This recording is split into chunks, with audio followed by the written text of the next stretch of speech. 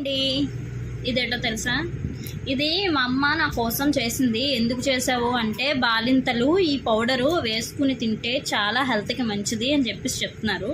ఇదేం పౌడరా అని చెప్పేసి అడిగితే మా అమ్మ చేసిందంట. ఎలా చేసింది ఏటో ఒకసారి అడుగుతాను మా అమ్మని.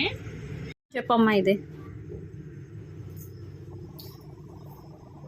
ఇది మునగాకు, కరివేపాకు,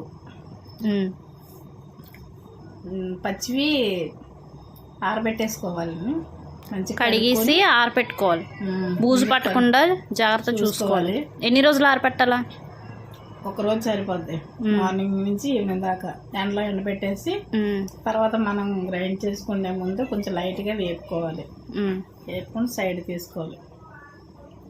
తర్వాత ఇందులో వెల్లుల్లిపాయ, అల్లం, వెల్లుల్లిపాయ, చింతపండు, నువ్వులు, మినప్పప్పు,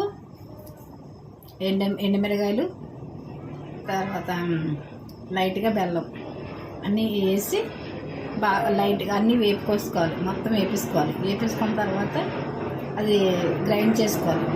అది కొంచెం మెత్తగా గ్రైండ్ చేసుకున్న తర్వాత ఈ మనం ఆరబెట్టుకున్న ఆకులు ఉన్నాయి కదా, అవి ఇది కలిపి మళ్ళీ గ్రైండ్ చేసుకోవాలి. మెత్తగా పౌడర్ చేసుకోవాలి. మెత్తగా పౌడర్ చేసుకున్న తర్వాత అది మనం అందులో ఇంకొంచెం బెల్లం వేసావా? లేదు, కొంచెం వేసాను, సరిపోతుంది. అంటే చేదు అది ఏముండదు. మామూలుగా మనం రైస్ అదేనండి, కరివేపాకు పౌడర్ ఎలా చేసుకుంటారో సేమ్ అలాగే. ఇది మునగా కొంచెం చేదుగా ఉంటుంది కాబట్టి అందులో చిటికెడు బెల్లం వేసుకుని ఫైన్ పౌడర్గా చేసుకుని రైస్లో తింటే చాలా బాగుంటుంది. ఇది బాగుంటుంది. టేస్ట్ అయితే చాలా బాగుంది. మంచి గ్రీనిష్గా ఉంది. చాలా మంచిది. మునగా కదా బాలింతలకి మంచిగా. బాలింతలే కాదు, ఎవరైనా తినొచ్చు. వాళ్ళు తినొచ్చు, వీళ్ళు తినొచ్చు.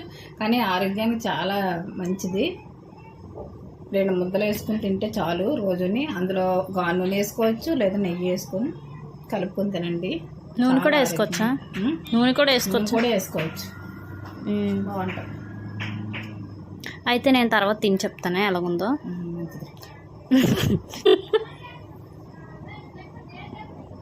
బాయ్ చెప్పు. బాయ్.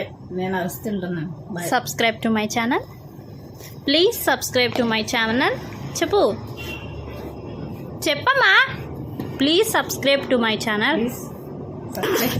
ఇలాగా మై ఛానల్ సారంగే ఇలాగ. Please subscribe to my channel.